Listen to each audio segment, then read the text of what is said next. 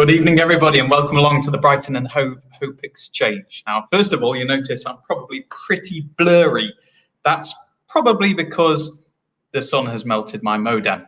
So the good news is I'm going to be talking as little as possible this evening. The great news is that we've got 6 participants to come who are all going to be sharing their personal goals, ideas, and ambitions in this event, which this week is in partnership with Action for Happiness. And I've just wanted to share a few words about what Action for Happiness is all about. You're probably aware of who they are already, but it's about members of the movement making a simple pledge to try to create more happiness in the world around them. And Action for Happiness provides ideas and resources to enable people to take action at home, at work, or in the community. And it's all underpinned by 10 keys to happier living, scientifically proven ways we can lead happier lives, such as being kind, appreciating the small things, and trying out new experiences. So if that all sounds great to you, then what you want to do is head over to actionforhappiness.org. So we've got some wonderful ambitions coming up this evening, and this is all about participants coming on and expressing what is important to them, and you at home, you know, just chilling for a bit. It's been a hot day, and just giving some attention to these people and listening to what they want. If there's any way that you can help them with any information, contacts, advice, or any other kind of support that could help them a bit closer to what it is they want to do. So while I'm being all blurry over here, somebody a whole lot more clear is Andy over in 5 Ways, in front of the wall of ambitions. Andy. Hello, everybody. Welcome. Yes, he is looking rather blurry, isn't it? I guess the sun is hotter over there than it is over here. In fact, it's just cooling off slightly outside, but it's been a sweltering of a day. So thank you for tuning in. Kick back, relax, join in. Let me tell you about the Wall of Ambitions. Here it is, a great big, massive black wall that travels around with us. It stands about 7.5 foot tall, wider than my arms reach. And over the time that we're out there on the streets, hanging out in your neighborhoods, or Kemp Town Carnival, or New Road, or Freshers Fairs, or somewhere in East Brighton, wonderful park you have up there, or wherever, gradually over the day, it becomes festooned with what we call ambition calling cards. Basically, it's a small sheet of paper, but it's an invitation for you to leave a little note about a dream, an ambition, a task, a project, something you'd like to do, something you'd like to get going, something you'd like to keep on going, where you can just let people know and maybe ask for a little help. What tends to happen, which is wonderful, is people start to browse the wall and they get, well, actually, often it's because, you know, we're being nosy. It's nice to know what other people are into, but it kicks off inspiration. You know, you have a little look, you might find that you're enthused to make a few words of encouragement, or you actually have some tips or advice because you've been somewhere similar, or you actually know somebody who could actually do the very thing that people are asking for. Like, for example, getting Adam's modem to work properly. Adam, you're looking a lot better for the moment. Anyway, so this is what this is. Sadly, as you all know, we're not supposed to spend too much time close together, especially not with people outside of our bubble. Interesting phrase, that. So we can't stand around and loiter in front of local co-ops or places like that. We have to do it hidden in a dark room somewhere, with me acting as a bit of a surrogate for you. So thanks for joining us. Let's get this wall covered. Is there anything you want to add to that, Adam? I think we should just go straight into our first participant. We've actually got 3 of them already and raring to go. First up is going to be Sharon. Let's go to Sharon. Hello. Hello, Adam and Andy. Yeah, very nice to talk to you. Yeah. My name's Sharon Golding. Anything you want me to say at the moment, or? Well, I just want to congratulate you for having great internet compared to me. Thanks so much for being there. Really excited to hear all about your goal, idea, or ambition. So please do tell us what it is. Yeah, okay. It's quite simple, really. I'm volunteering for an environmental organisation called Worthwhile, spelled WEARTHWHILE, so like worthwhile but with earth in it. It's basically I'm looking for people to share their stories, thoughts and experiences about climate change. You don't have to be scientific at all. I'm not especially scientific. Up until 3 years ago, I had an arts education and sort of health background, but I've just started doing a part-time degree in environmental management and technology with the Open University, because the government brought in some funding for these sorts of what they call STEM subjects, because there's a skills shortage. So I'm sort of getting voluntary experience for different environmental organisations, one of which is Worthwhile. So basically, I'm a what they call a photo blogger, so I just sort of interview people. It's very informal, about their experiences of climate change, or how they've noticed that the weather's or the seasons changing, or things like crops in their garden changing. So you don't have to know loads about climate change. It's not political. It's not affiliated to any organisation actually, and there is no money in it. It's kind of building a resource of people's stories about climate change and the environment from across the world. It's set up by a young lady in America called Rachel Patterson. And the website is www.worthwhile.org. If you want to go and check it out. Yeah. So, and there it is on the screen as well. So is it primarily people to interview that you're looking for at the moment? Yes. We're supposed to get like a minimum of 2 people a month. Just because she wants to keep it going and keep it sort of contemporary and fresh. And I started it just before lockdown, so I did manage to get a few people, but then I've just found it really hard because I'm quite a face-to-face type person. So obviously there hasn't been that much of that going on over lockdown. I just thought this is a good opportunity to and I am more comfortable doing Zoom. Everyone's much more used to doing Zoom now. So if anyone wants to contact me, they can contact me on my email, which is shirengold@gmail.com. Or Shiren, they can leave a comment or get in touch with us, and we'll connect you to them, just so they don't have to try and remember that email address. Could you elaborate a little bit more on the kinds of people or the kinds of initiatives or projects that you'd like to talk to people about? Yes, it's really kind of like a human sort of level, if that makes sense, level. So you don't need to be part of an environmental organisation, or if you are, that's great as well. So it's really anyone, any age, but if you're under 18, I'll need to get parental permission, but that's absolutely fine. From anywhere in the world, doesn't have to be Brighton. Could be, I interviewed somebody in France earlier on. We'll arrange a mutually convenient time to chat, taking time zones into consideration. I think that's something else that I've got much better about working out, like what PST, and all the different American time zones are. So you can be anywhere in the world. We'll do it over Zoom. If you are local, I'm happy to meet you in real life as well, or on the phone. If we are meeting in real life, it would probably be somewhere where we can do social distancing, like a local park or something, and I would be wearing a face mask as well. Okay. Yes, I think that's it really. Anyone. So what is the call to action, would you say, that you have? What is it that you'd like people to help you with, those people that are watching this now or who are watching this in the future, on the repeat, as it were? Yes. So really, worthwhile.org is sort of building sort of a library really of stories from people's sort of experiences of climate change all around the world. So we've got people that have been on the front lines of it, as it were, like in Indonesia, where their island is sinking and things like this. Then we've got other people in, say, Greenland, who are suddenly able to grow peppers and things which they couldn't grow before. So it's really interesting. There are quite a few people from the UK as well, obviously different parts, all different ages and different experiences, and that sort of stories is a really nice way of getting the human content of climate change across, rather than, because people can be overwhelmed by the science. I have been myself, and it can just put people off, and they think there's enough problems in the world anyway, I can't deal with climate change as well. But actually, it is a real thing. It is happening. There is lots of evidence to say that it's happening. So let's talk about it. Let's kind of I can't think of the word at the moment. Overwhelm it. Kind of normalize it. Yeah, I've had a look at the website and look at a couple of the stories.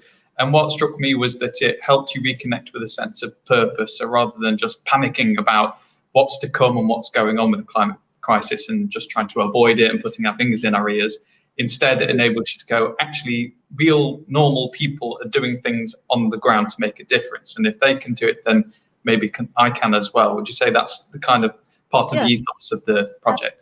Yeah, absolutely. It's kind of empowering people, to realise that they, that you don't have to rely on governments or anything, on people on the ground, individuals. We have a lot more sort of power and influence than we think. So yeah, and not to, in a positive way. So not to forget that, really. Yeah. And could you just share sorry, have you got something else you want to say? Yeah, I was just going to say, people, I mean, it says stories, but it's not like really long, not going to speak to each other for like an hour or something. It's like really, it's quite sort of short. So she has like around 365 words, which isn't all that long, really. It's like 3 or 4 paragraphs. So don't panic that you have to, have lots of things you want to say. You don't. Whatever your experience is, it's still valid. I like the sound of that a lot. So I'm going to be repeating this throughout the next nearly 2 hours, and that's the ways that people can get in touch. So if you're listening to Sharon and you're thinking, I am doing something that's helping towards the climate crisis in any kind of way, or helping the environment, or anything at all along those lines, and you want to get in touch, or maybe you know somebody who you'd like to suggest to Sharon, then just get in touch in one of these 3 ways. So one of them is to simply leave a comment under the Facebook video you're watching, or if you're watching over on YouTube, you can leave a comment there. Or you can click on the button, or rather the link that accompanies the video, and we'll be able to actually bring you into the conversation here. Or you can send a message on WhatsApp, where Agatha will be able to pass on messages there. Okay, right, so we've had a lovely chat, but now it's time to head over to Andy, who has been summarising in writing exactly what your goal is and what the ways to help are. Andy. Adam. Sharon, hello. Hello. Hey, I'm sorry you can't see me at the moment. I am, just for the moment, a disembodied voice that goes along with my attempt to score down an ambition calling card for you. So what I'd like to do, if it's all right with you, is just check what I've written, jumping over any typos, spelling errors, stuff like little creative spelling that I enjoy from time to time, and just make sure that I've actually understood what you're saying, and I've caught what you were telling us. So are you okay for me to go through this? Yeah, absolutely. Yeah. Great. So you're volunteering with Worthwhile. That's W Earthwhile, which I think is a lovely little pun. And you want to do photo blogging. That's actually what you're volunteering to do. That's what I've understood you saying. And it's personal experiences of climate change, capturing those stories. And it was good that you gave us some really good information there. You're aiming for somewhere around 6 minutes or so, give or take. I understand that 300 words, according to Auntie BBC, is about 5 minutes. So 360 is probably about 6 or so minutes. But that's flexible. My understanding is that's flexible. And so when it comes to the call for help, it's really simple. It is really, do you have a story to share? And it's a story that relates back to your experience of how the world is changing, how the climate is changing, your experience of how the climate has impacted with you. That's really it, isn't it? Is that, have I understood that? Yeah, that's perfect. Yeah, that's absolutely it. It's so nice. I'm so glad that Adam spent in fuzzy Adam, as I should call him from now on, spent time chatting with you about, why you're doing this and so on. That's a lot of lovely information. Okay, Sharon, with your permission, I'm just going to swap cameras out. Here we go. Bear with me. What happens is suddenly I leap onto the screen. Hello. It's nice to see you. And I'm going to grab, you can actually see it. There it is. I'm going to grab the ambition calling card. And for the first time this evening, but not for the first time ever, I'm going to place it on the wall of ambitions. Now, normally when people get these ambition calling cards up there, we leave them and they sit up there and we gently entice. Well, actually, we just leave people be. We draw people in to have a little browse and read through ambitions in their own time, at their own pace, and have a little conversation with themselves and with you through the surrogate of this calling card. And it's a lovely thing, because what we've discovered is people can take as long as they want or short as they want, and it sort of brings up thoughts. And here, having had a look at the website as well, which I quickly did whilst you were chatting with Adam, that reconnection of people to the world is an interesting call there, as they think about how the world is, what is their relationship with the weather, the ecology, the geography, the change in the land, the change in their lifestyles and so on, and the stories that might emerge as they contemplate or ruminate upon, what that relationship is. And my understanding is you're interested in any story. Yes. Yes, good or bad. Well, it's just as long as it's real, real and human and authentic. Yeah, absolutely. Yeah. And I do know there was one chap who said to me that every year he used to have to cut his lawn at Christmas. But that was a while ago. And now he never has to do that anymore. And it occurs to me that drawing from there might be the kind of personal human experience we have. Yes. As we've been talking, is there anything else that's occurred to you that you might like to share with the people who are watching, or maybe even ask more of? I can't think of anything off the top of my head. Well, that's because it's so brilliant. You've done it so elegantly. It's so minimalistically perfect. Sharon, thank you very much. We'll put that out there. We'll get people, we'll invite them to contemplate that. I've never heard of Worthwhile before, so thank you for bringing that to at least my attention. It looks like a fascinating thing, and getting the conversation going, getting this honest personal experience, that strikes me as such an authentic and an important thing to be doing. So, if I wore a hat, I would doff it to you for that. What I'd like to do then is really see if we can make sure that those people who are watching, hi, thanks for tuning in. If you're watching now live, or if you're watching because you've tuned into what we call the repeat, or the kind of later version and so on, you'll need to know how to contact us. So what I'm going to do is I'm going to, as if by magic, summon my friend and colleague Adam back in to join us on the screen, so that I can do my traditional thing of asking you, Adam, to go through the ways that people could get in touch with us. Are you all right to do that? Yes, as long as you can hear me. I'm aware that I look like somebody's just fogged up your glasses, but it is really me. So I'm now thinking you look a bit like SpongeBob SquarePants in a way. Yeah, I feel like I'm a bit underwater. Anyway, back to the matter at hand. What you can do if you're watching live is you can simply comment underneath the Facebook video you're watching, and it will appear like Janice's comment there. Yay. So Janice has simply said fabulous. So she loves the idea. So if you, Janice, or anybody else watching knows somebody who might be a good interviewee for Sharon, then do get in touch. Also, you can comment underneath the YouTube video if you're one of the people watching there. What else? You can click on the link that you'll see next to the video somewhere, and you'll be able to join this broadcast and explain to us yourself what your support is. Or you can send a message to the WhatsApp number, which is right there at the bottom of your screen. Off it goes, and Agatha will be reading those, and she'll be sending them to us. Lovely. Well, that's been really clear. Really best of luck with it, Sharon. We'll be making a social media post out of this as well, so we can spread it further and hope that more people step forwards with some interesting stories. And it was just yesterday, actually, I was reading about in the paper, in the Argus, about all of the face masks and things that are being chucked away, disposable face masks being left on the beach and things, and the extra problems that the pandemic has been causing in that sense as well. So, there are no shortage of issues around. So it's just about trying to connect with those people, I suppose. I've got to jump in. And share. I'm hoping there are people out there who are involved in some of the cleanup work, or some of the kind of how we build up a greater sustainability.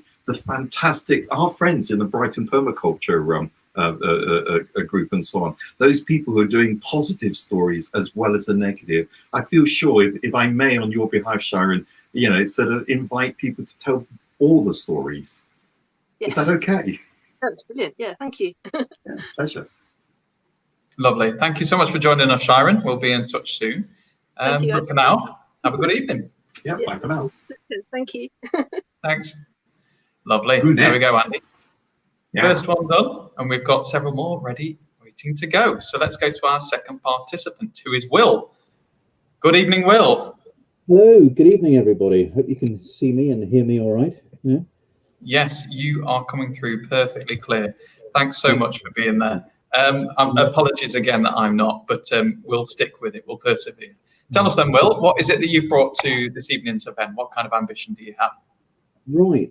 Well, I should probably preface what I'm about to say by explaining that on the face of it, my ambition is probably not that remarkable, and it's almost certainly something that most people, I imagine, particularly since we've all been a bit sedentary over the lockdown period, all aspire to.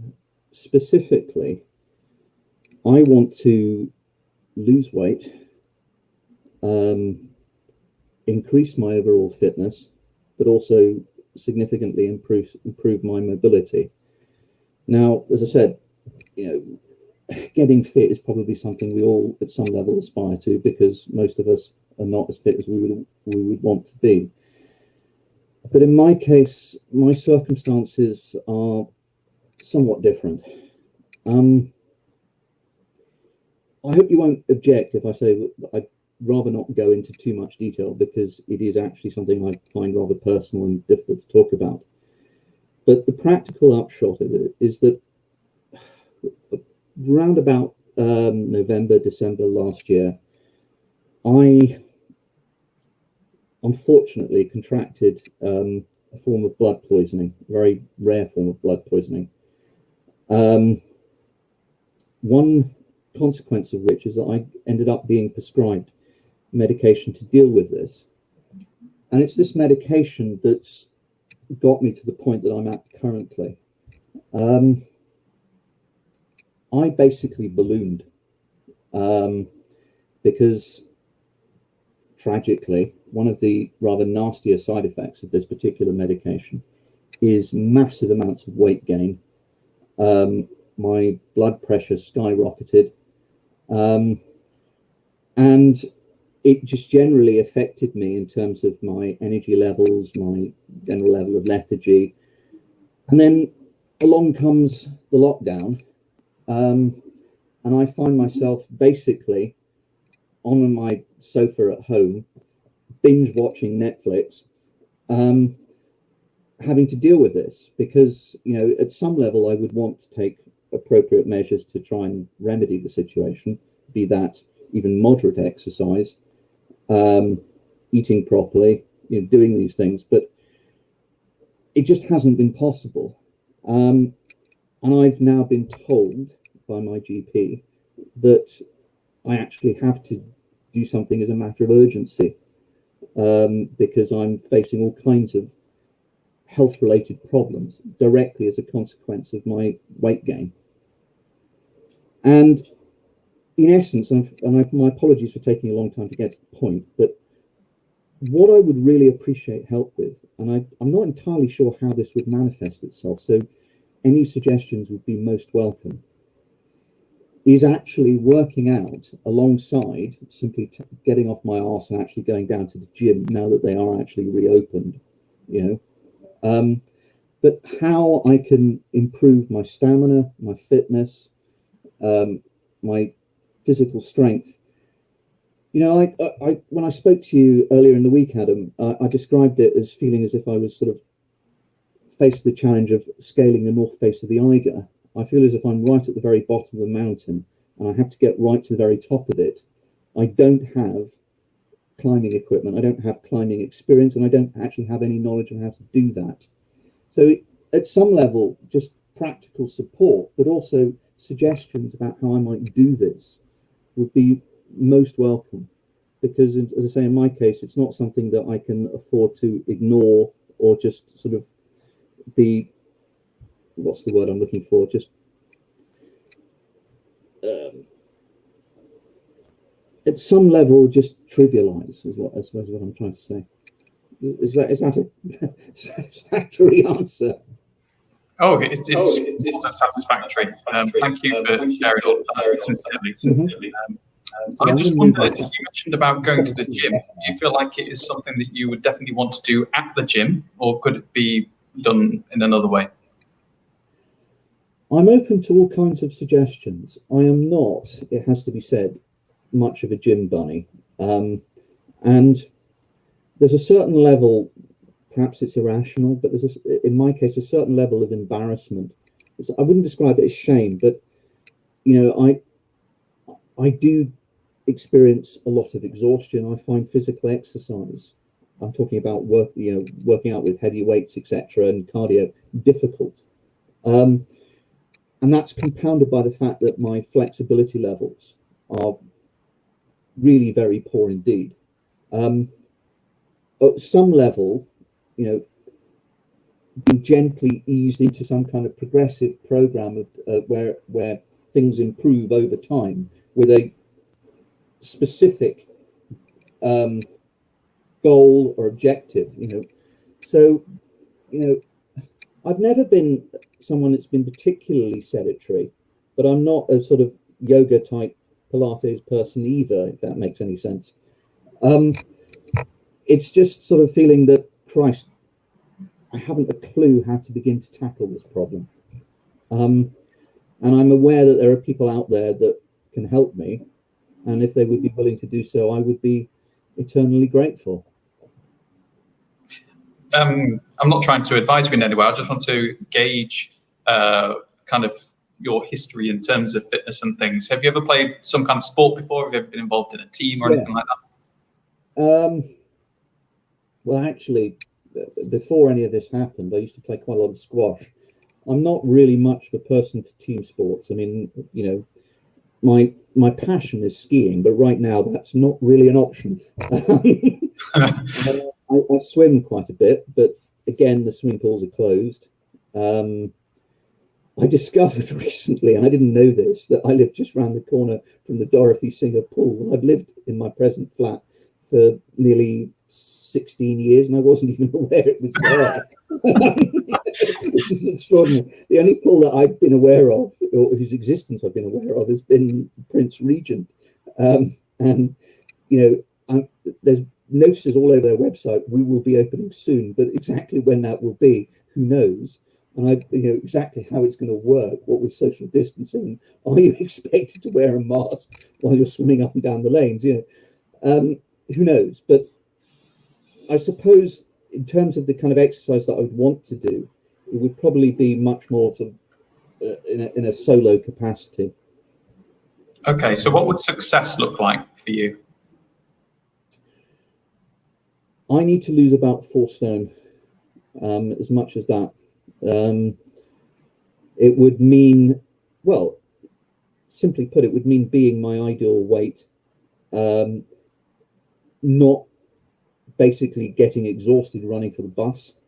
It would mean massively improving my strength and stamina levels and getting my blood pressure back to levels that don't actually put me in significant danger of a heart attack or even an early death. And just wondering about, I mean, you don't have to go into the fine details of it, but do you have a budget? So, for example, if somebody were to say, yeah, I'll train you, it'll cost whatever, X pounds, have you got a budget there to play with at all? I have monies available and I'm prepared to invest monies in this exercise, but, you know, I'm not fabulously wealthy either. So, you know, it's more a case of what would be appropriate. I mean, I don't even know, given all the restrictions in place apropos COVID, whether working with a personal trainer is actually going to be even possible. You know? I'm not someone that would necessarily want to consider, I mean, I'm not precluding the idea out of hand, but I'm aware that there are a lot of these kind of online training programs where you speak to someone via Zoom, but actually, you know, the kind of one-to-one direct interaction is probably what I'm going to need.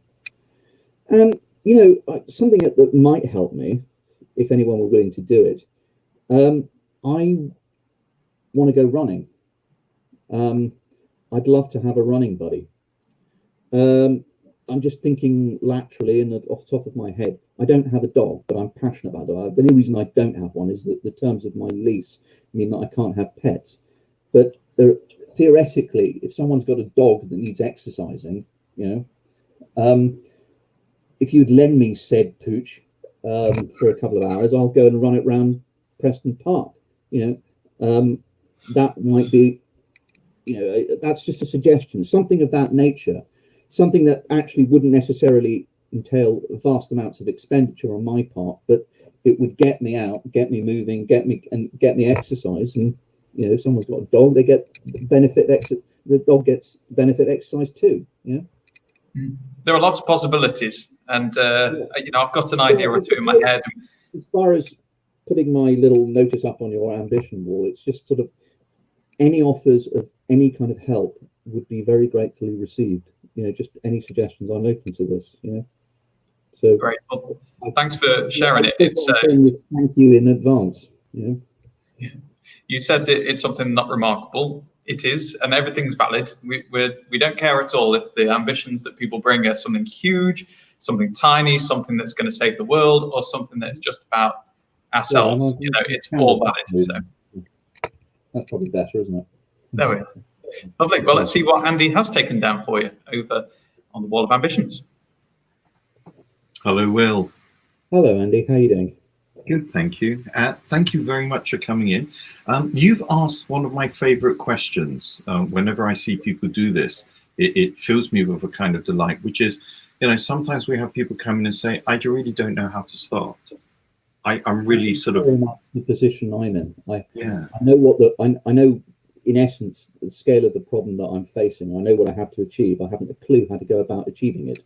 Exactly. And this, to my mind, is one of the places where the magic of the wall of Ambigo sort of kicks in, because being human, we're limited by what we know and what we can find out. And being able to ask other people, some of whom are way more experienced in certain areas than we are, and getting them, and I find that our city is full of incredibly generous people who are happy to give tips and advice. It gives us information and insight that I discovered I would probably never have looked for. So thank you for bringing in such an honest and simple question. It's a privilege. It's an honor to be able to share this with our viewers and ask with you on your behalf, how could Will start? Any suggestions? This is about strategy. This is about, dealing with.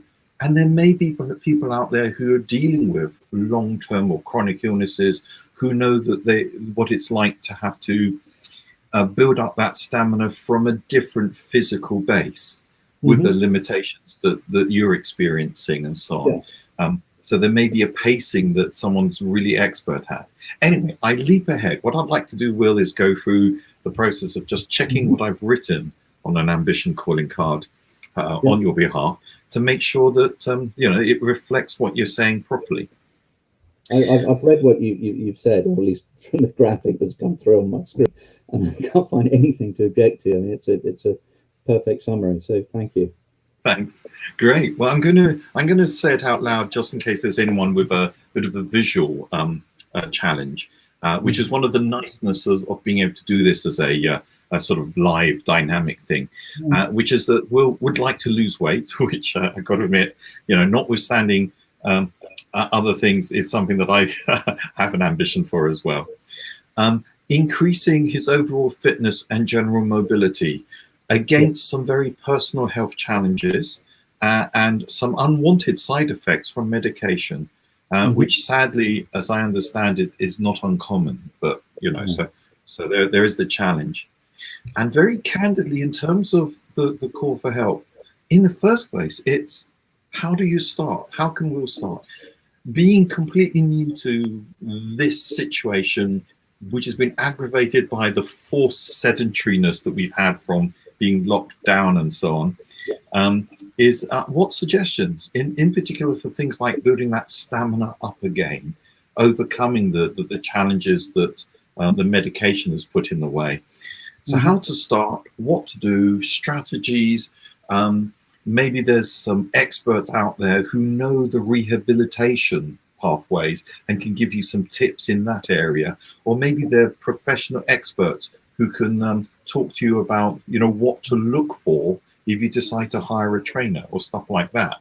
And of course, your own rather brilliant idea, being a bit of a dog, well, general animal lover, but dogs as well. I'm sympathetic to this. You know, if anyone's got a dog somewhere near the Dorothy Stringer area that they can lend to you to do walks with, you know, that sounds like it would be a great deal of fun.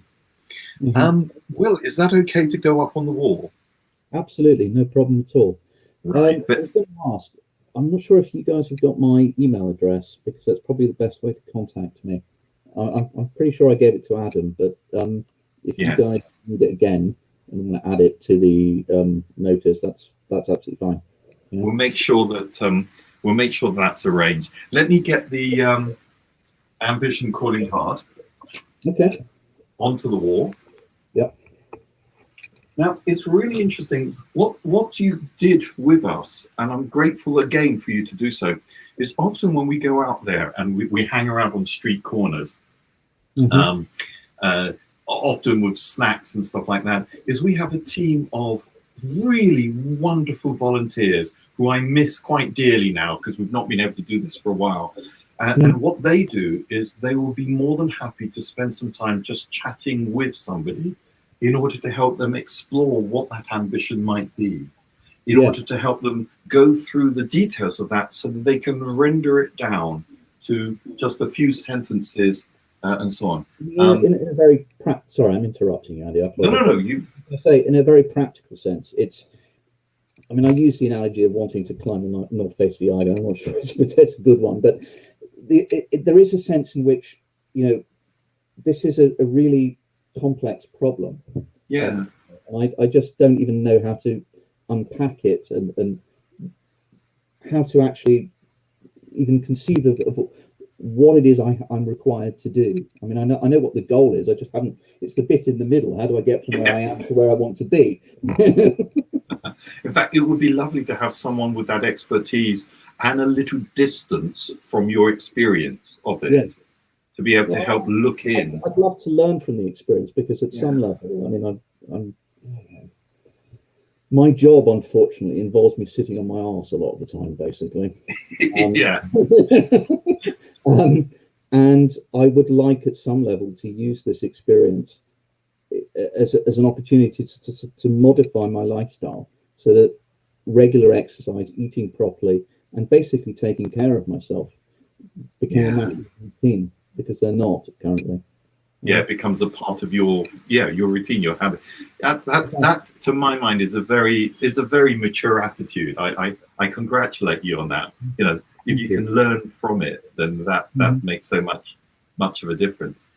Okay, well, here we go. The ambition calling card is up there, and what we'd like to do is really invite you who are watching, if you're in the business, either on the health side, rehabilitation, or the personal training side, or the building up of stamina, or maybe a kind of coaching side that helps deal with long-term illnesses or stuff like that.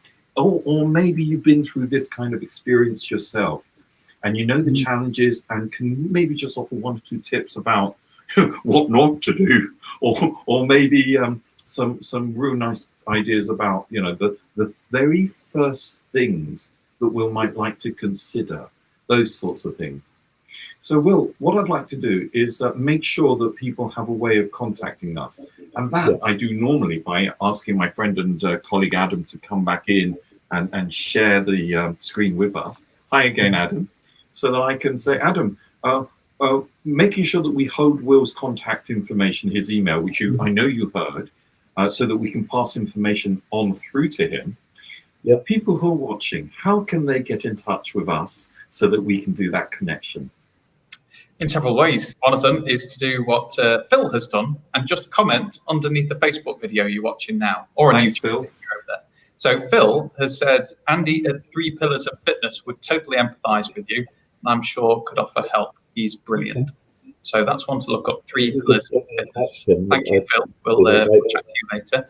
And also Sharon, who was on before, let's all reach up, have a look over the top to read the comment. Sharon says, yeah, we're all getting exercise. This is helping.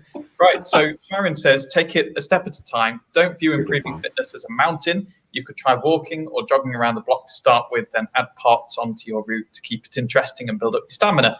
I took up regular running during lockdown and have never thought of myself as a gym bunny or sports person either. You can do this. So thank you, Sharon. Thank you, Sharon. Wise words there. Small steps on a long journey, and preferably lots of support to do so, I imagine. Yeah.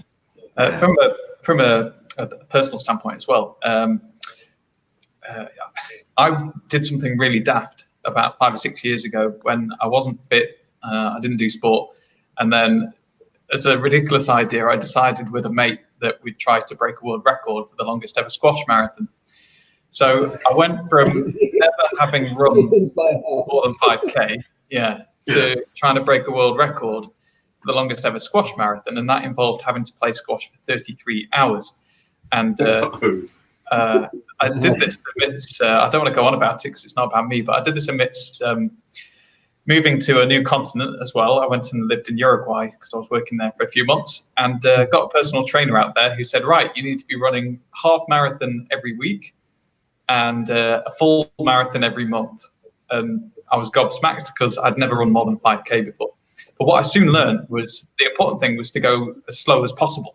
Because whereas I was thinking this is, a huge thing, I'm never going to be able to reach it. Instead, I just went really slowly as when I was doing these runs. And eventually I got the marathon run, full marathons, just going as slow as possible. And then you can start to build up. So I think, for me, it was just about trying to break it all down into just being manageable. What is the next manageable thing I can do? But anyway, I'm no expert, so I'm not going to go on at you about that. But in terms of other ways that people can get in touch, you can click on the link that's with this video, and you can actually join us here in our broadcast studio and bring you in. Or on WhatsApp, messages can come through on the number that's right there, bottom of your screen. It's just about to leave, but it will come back again. So if you like WhatsApp, then send a message to Agatha, who is passing on messages to us. And something else I wanted to share with you, Will. In fact, I'm going to do a little share screen here, and it might actually mean that the screen goes blank for the most part for a few seconds, but bear with it. Because we actually had a participant in one of these online events not too long ago, maybe 6 weeks ago or so, and his name was Edson. And this social post we wrote about Edson's ambition because he himself is a personal trainer, but he does a lot more than that. And the reason I didn't want to just show you any old personal trainer, the reason I wanted to show you Edson was because this chap in the bottom right that you can see here, he was telling us he's a client he had called Neil, and he had been in a wheelchair for 9 years and wasn't even able to stand. And here you can see, because Edson said to him, well, can you feel your legs? And he said, yes. And he said, well, if you can feel your legs, we can get you walking again. And so he started training with him and got him moving, and got him believing again, more importantly. And not only did he manage to get him to his feet to start walking, but he also started running. So he went from being unable to get out of his wheelchair for 9 years to running. And so the reason I brought him up was because our conversation with Edson showed us that he really understood somebody on an individual basis. He took the time to make sure that he recognized the individual needs of that person and what they were aiming for. And he's an excellently, brilliantly nice chap, and he was looking to do some stuff in the community. So just wanted to share that one with you. That would be brilliant. I'd be in debt to you if you could put me in touch with them. Yeah, well, we can certainly do that. So I'll just show you that this is the not the right comment. Let me get the right comment up for you. Let's see, that one. So this one here is the web address for Edson, but we can also make a personal connection for you. So we can introduce by email to each other. Yeah. And if you're watching, hi again, Edson. And if you go to the Ambigo page, then you'll also see this is hyperlinked, so you can just click through. Okay. I've written it down, but thank you anyway. Yeah. Tremendous. Yeah. I'm just looking at the other comments coming in. Here's another comment coming through. Mugume Elias, watching live from Uganda, East Africa. Thank you so much for coming along for this journey this evening with us, Mugume. We're complaining about the heat where we are, but I'm sure it's not much compared to Uganda. Thanks for getting in touch, Megumi. Really appreciate that. Okay, yeah. Will, is there anything else you'd like to say, like to share? To be honest, no, not really. But just thank you to everybody involved. I really appreciate you giving me this opportunity. It's very, very kind. Real pleasure. Wonderful. Okay, well, we'll be in touch. We'll connect you to Edson if that's what you'd like. And yes. If you want us to as well, we'll make a social media post out of your ambition. But that's completely up to you. Don't need to decide now. Yeah, that would be fantastic. Yeah. Okay, cool. And we'll see if anybody else has any more suggestions or ideas that could help. Thanks a lot, Will, and we'll be in touch soon. Thanks very much, guys. Much appreciated. Bye for now. Thank you. See you again, Will. Okay, 2 ambitioneers down, several to go. We're going to have Rachel up next. We're going to come to her in a bit, but actually we've got some written ambitions and have come in to share. And so if you're ready with your calling card, I'll explain who the first one is from. It's Sally. This is a very important ambition that Sally has, because what Sally wants to do is help her 6-year-old child cope with anxiety and OCD. And that's because her daughter is showing signs of both of those. And she says tackling it is proving exhausting. And all the more so, I imagine, because of the last few months. So what would help Sally is, well, she's looking for places and for people that can offer play therapy. So does anybody out there know anything about play therapy, or know anybody that performs play therapy or offers it as a service? Because she thinks that that's something that might be able to help. So just to recap there, Sally's saying that she has a 6-year-old child who's trying to cope with anxiety and OCD. And so she's looking for places and people that can offer play therapy.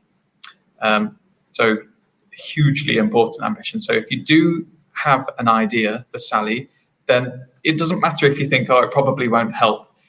It might do, you never know. So just comment on Facebook or on YouTube if you're watching there, or send us a message on WhatsApp, or join us on this broadcast by clicking the link that's accompanying this video, and let us know the thoughts or the suggestions that you might have for Sally. And it's an important point. Thank you for that. It's not just who you know, but who you know who might know. And that's one of the powers of doing this lovely little exchange. It's not just limited to who you know, it's how we share those on connections. So if you know somebody who has children or experiences anxiety or OCD themselves and can give tips and advice, or if you know somebody who might know somebody because of the profession they're in, then please make the contacts, and we'll happily kind of help open the pathway for that. And here we've got a comment come in very quickly from Emily. Thank you so much, Emily. Hello. She says there's a great charity called Bibic. Is that how you pronounce it? Not sure, but we can look it up. That can help with children's anxiety. They'll give the mum loads of ideas and strategies to help. Well, that could prove really useful. So we'll make sure that Sally sees that. Thanks so much, Emily. And Emily, thank you. If anybody else has any ideas or any contacts or anything that might be able to support Sally, then please do let us know. Okay, so we've got another one. If you're ready for it, Andy. Yep. Okay, this one is from Luke. So this one is a bit more light-hearted. Luke said that he wants to be a good parent to a new cat. Now, Luke's never had a pet before, but now he has a cute black and white kitten. I don't actually know what the kitten's called. But anyway, the thing is, he doesn't know anything about looking after pets, apart from when he had a hamster when he was at university. So that's his ambition. What would help Luke is, well, he's looking for any and all advice from people who have experience of having cats. So that can be about what food to get, what toys to give it, and what Luke should take into account regarding the vets and all the things that they have to do, and jabs and all of those kinds of things. So if you have ever owned a cat, then Luke wants to hear from you, and I'm sure you could give him some advice as well, Andy. Yeah, it's known to Adam, and I was sharing it with you as well for watching. I do have a cat who lives here, and she improves the quality of my life no end. So you've got lots of fun ahead of you, Luke. Let's see what comes in. Off the top of my head, there's some fantastic, really fantastic Facebook groups for fellow cat adorers who act as the human, cat food openers for their furry, four-legged, parasited type feline friends and so on. So yeah, have fun with that, Luke. Let's get you lots and lots of tips and contacts. So yeah, just comment on Facebook. It's really easy. Oh look, Will's been in touch just as I was about to go to the comments. A nice warm bed and lots of cuddles would help. Make sure you get vaccinated. I assume he means the cat rather than yes, I'm sure. That's not bad advice for humans as well, if you don't mind my saying. And also, just to go back to the previous ambition, Andy, this is for your post-it notes. Phil has said, well, there's a link there, Family Therapy Services Rainbow.org, Chiara Santin. And would you believe it, we've actually had Chiara on as a participant in one of our events previously. So it's funny how these things come full circle. Brighton can be a very small place. But yes, great thought, Phil. Family Therapy Services Rainbow.org. Chiara does all sorts of play therapy and chooses art, and she's wanting to do things more outdoorsy, as much as possible at the moment. So yeah, what a great connection that could be as well. So we'll again pass that on to Sally. And another comment here that's come through, this is from Mugume, who we mentioned earlier. So Mugume has said, I started this school, so the school that he's linked to there, in 2016, though it's struggling with some challenges. So if anyone can help us, mostly during renovations, that would be amazing. So Mugume is out in Uganda. So if anybody is looking for some kind of intrepid, adventurous challenge, then Mugume is your person, because he's looking for somebody to go over to Uganda and work on his school to do some renovations. And there's a bit of a backstory, actually, behind what Mugume has written to us there, because we actually featured somebody in one of our events, a local person called Liana, and I'm trying to bring her up on the screen for you now. And what she wanted to do was to get people to volunteer their English speaking skills. So it could be me or you, anybody who can speak English fluently, to volunteer our time to work with her students that are learning English. And those students would make a donation that would go to Mugume's school. So I'm just going to see if we can share the screen. And again, apologies if everything disappears for a few seconds, but bear with it. And so what happened as a result of Liana sharing her goal with everybody was that 6 people volunteered after she came onto one of these online events and said, yes, I'd be happy to use my English skills to help the students that you're teaching. And she's managed to help cover some of the costs towards the cooks and the teachers at the school to keep it going, because they've been going through challenging times with the pandemic over there as well. So a huge achievement from Liana, and huge thank you to all the volunteers that said, yes, I'll do that, after they saw her ambition through the Ambigo channels. So that was something that made us feel really warm inside as well. And I'm sure Mugume was extremely grateful too. And thank you, Liana. We'll hopefully be hearing from her with a little bit of an update on how that's been going at some point soon as well. That'll be nice to hear, yes. And another comment from Emily here, who says, what about the people who run the Uganda Marathon each year? They could combine their visit for the run with renovations on the school. So yes, there is a marathon that is held every year. I don't know if it's gone ahead this year, to be honest, but maybe Emily knows. Called the Uganda Marathon. I think it's been going about 5 or 6 years. So that's for, serious hardcore marathon runners. Well, you can be a regular marathon runner, but it's a huge challenge to do it out over there. So what a great idea. So yes, I actually know the person who runs that Uganda Marathon, and I think Emily might do as well. So that's probably why she suggested it, and what a great recommendation that could be. So yeah, I might actually send him an email and make the connection between him and Mugume. Thanks, Emily. Really appreciate that. Thanks everybody for your comments that are coming through. Let's see. We've had a comment from Rachel, who we'll be hearing from in a bit. Now, this one's regarding Luke, Andy, who wanted the support of the cat. And her advice is, don't let the cat own you. It sounds like Rachel may be speaking from experience there. We'll find out in a bit. And also Rachel had a comment as well for Will. Now, this is a really different slant than what you were saying earlier, Andy, about people who are involved in Ambigo events. What they can often help people do is see what you can't, see what's behind you and just offer a different perspective on things. And Rachel's done that because she said that my singing class may help. It's more physical than people might think. And you don't actually feel you're doing any exercise, Fantastic tip. is always a good thing.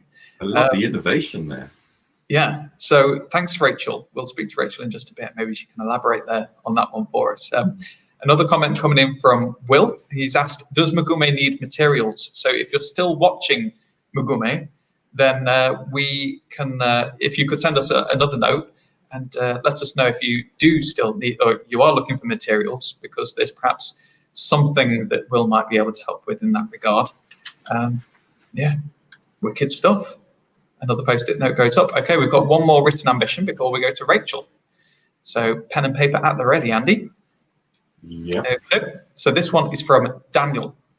And Daniel has got a really simple goal. He wants to get to know more people in Brighton, because I say it's called Daniel. I suppose it's actually pronounced Daniel, because he's come to Brighton from Spain. And so he's been here a while, but hasn't actually got to know many people yet. And so he'd like to meet people who share similar interests to him. And so he likes to train with rings. So that means, like in gymnastics, where you have a ring in each hand and they hang from the ceiling and you jump up and down, and you turn yourself upside down and things like that. So if you fancy learning how to do that, or know somebody who wants to get fit and strong, nudge, nudge, Will, then maybe Daniel would be your person, because he wants to get to know more people and is willing to share his skills. So if anybody fancies learning how to gymnastically use the rings, then let's connect you. We can get you in touch with Daniel. So while Andy gets that down, I'll just bring you the response that Will had to Rachel's suggestion about the singing classes. He says, yes, the singing class sounds like a great idea. Okay, so another connection potentially made there as well. Okay, you got that one down, Andy? I have. The singing thing appeals to me. There's a camaraderie about that, and the unity of doing things in harmony, no pun intended, together. It strikes me as such a lovely suggestion.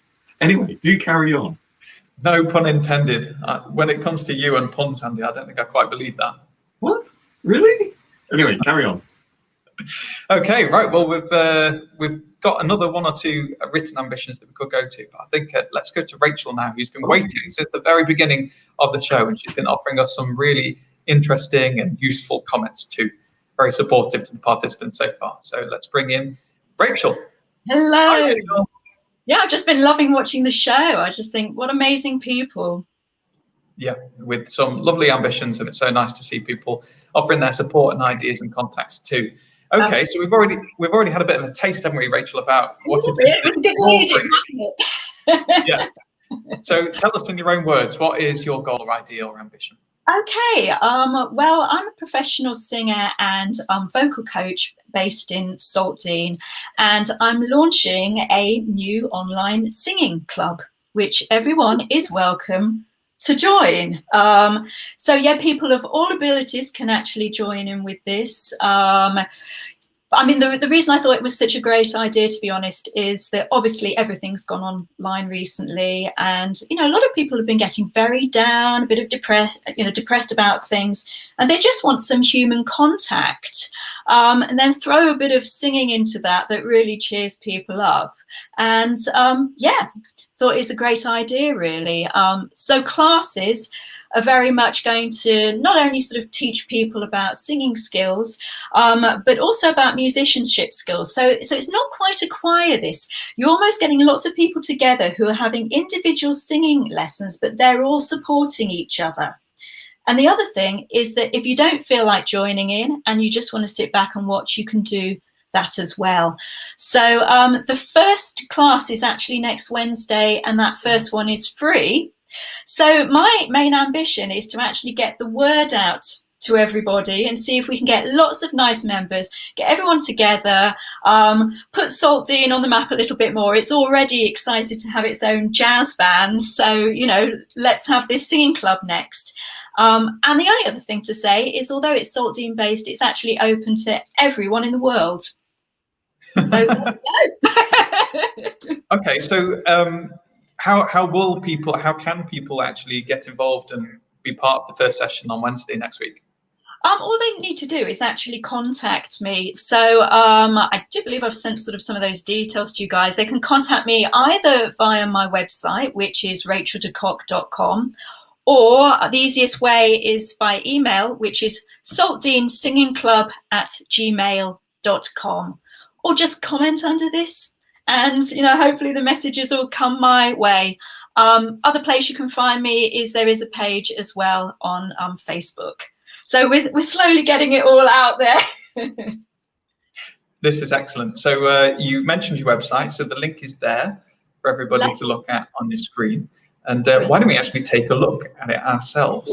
And you can carry on telling us a bit more about what it is about music that impassions you so much and the power that it has.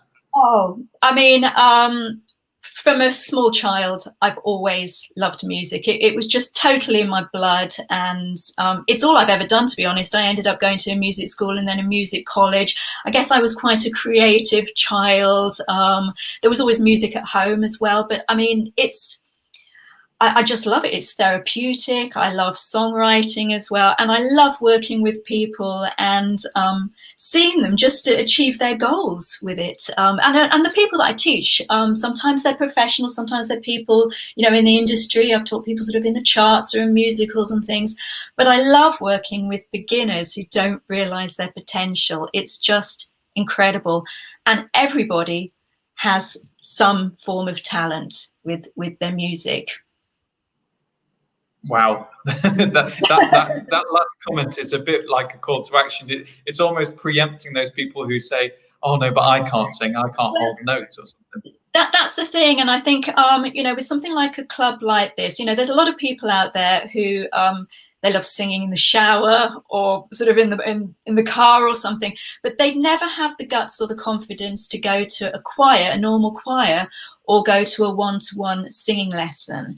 So this option is a lot nicer for them because, like I said, they don't necessarily have to participate. They can just be there. But of course, online, everybody, you're not going to all sing at once with everything being sort of out of sync, because there's a slight delay. So everyone's going to be there with their music, just hearing themselves really, unless they want to be brave and sing out loud to me. But we'll cover lots of things. We'll cover rhythm, we'll cover some songwriting, breathing, of course, which is very good for health as well. So it's going to be a lot of fun. I'm really looking forward to it. And what kind of music are we talking? It's going to be a real mixture. So we're going to cross genres, but there's going to be a strong pull towards popular music. Oh, okay. Can you name? Oh, yeah. So, are you allowed to give us a little taster of what will be the first song next week? No, I can't tell you that. Is it a secret? Well, what tip can I give? I'll tell you then. Okay, there might be a little bit of ABBA in the first one. Yes. Well, we just wanted to get everyone cheered up. We don't want to go in there with a sad song. We want to get everybody singing along and just having a good time, because we sure do need it because of this lockdown, and it's certainly going on, isn't it? So yeah, it'd be nice to see everybody online. Yeah, can you talk to us a bit more about what you've noticed about the psychological impact that the lockdown has had on people, and how that therefore has encouraged you to bring this into being? It's affected people a lot, actually. I mean, obviously lockdown happened, and as far as musicians go, that was it. Suddenly no one was able to work. So a lot of people I was teaching, suddenly, the theatres were closed and everything. So a lot of depression going on. So trying to coax people into this online environment, they suddenly found that this human connection was just a wonderful thing. The other thing that I was also doing with my husband, who's a very talented pianist, is we've been doing a lot of free concerts to actually raise money for the NHS as well. So that brought together a lot of people from all over the country which was nice. And people were able to interact on YouTube at the side and stuff. And everybody afterwards said, oh, we just feel so much better, you know, and they were looking forward to the next one. And we thought, you know, we've got to do more of this. People need this. And we need it too, actually, to be honest, because, you know, we've been stuck in the house a lot. And although, you know, musicians tend to like to be hermits, we do like to see people occasionally. Yeah. Yeah. And, you know, it's affected everybody else, and it's affected me, and it's affected you as well. Everybody has been affected to some extent. And I wonder if you could tell us about whether the aim for the choir is to put on performances, or is this actually something that's going to stay within the community of the choir? I think there might be the potential for it to eventually develop into more of a choir or an ensemble. In a sense, everybody's going to sort of individually get their singing tools out. And if they went back out into the world then and joined any choir, they'd have a lot more tools under their belt for being in those ensembles, because it's quite a focused experience online when you're coaching people. People really sort of, I don't know if it's because we're so used to the TV, but everyone's a little bit more, which is brilliant. Yeah.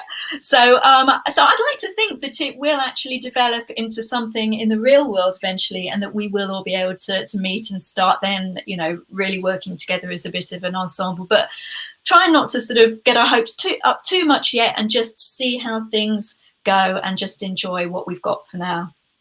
Yeah. So I'll just put your website back on screen. If you've whetted people's appetites and they want to get involved, that's where you can go and get in touch with Rachel. And you can be part of the first session on Wednesday, which is for free. Wow, yeah. What an offer. Okay, well, it's wonderful what you want to do to try and support people. Let's see how Andy's got on, describing that on the wall of ambitions. No pressure then. Hello, Rachel.